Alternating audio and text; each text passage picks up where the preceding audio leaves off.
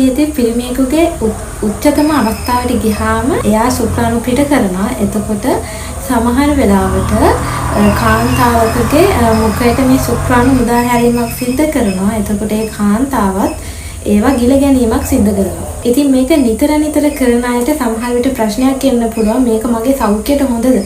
එහෙමත් නැත්නම් මේක මට ඉස්සරහට ප්‍රශ්නයක් වෙයිද? මට මොකක් හරි ලෙඩක් හැදෙයිද?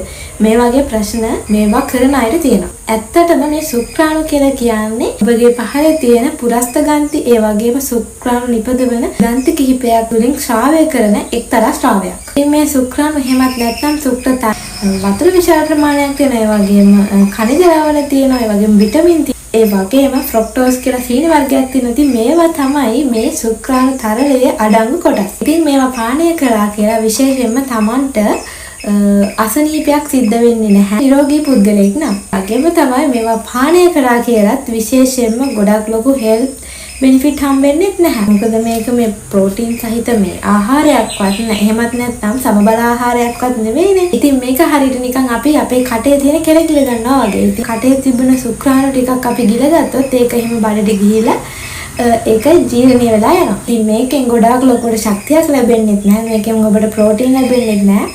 ඉතින් ඔයා ගොඩාක් නිරෝගී පුද්ගලයෙක් නම් ඔයාට රෝග වළඳින්නෙත් නැහැ. ඔයා ලිංගිකව එකතු වෙන පුද්ගලයා විශ්වාසවන්ත පුද්ගලයෙක් නම් ඉතින් ඇත්තටම ඔබ දෙපළ මේ ලිංගික කටයුතු වලට බය වෙන්නට අවශ්‍ය නැහැ. සමහර වෙලාවට මේ ශුක්‍රාණු සමහර පුද්ගලයන් ගිලීමට කැමැත්තක් දක්වන්නේ නැහැ.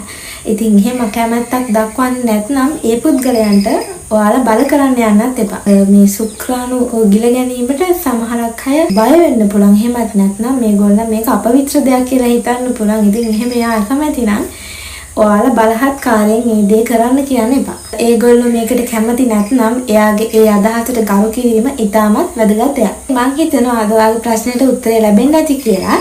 ඉතින් අද වීඩියෝ එකකින් ඔය දේවල් තමයි මම කතා කරේ. ඉතින් ඔයාලට මේ වීඩියෝ එක වැදගත් වුණා කියලා හිතෙනවා නම් අනිවාර්යයෙන්ම වීඩියෝ එකට ලයික් කරන්න.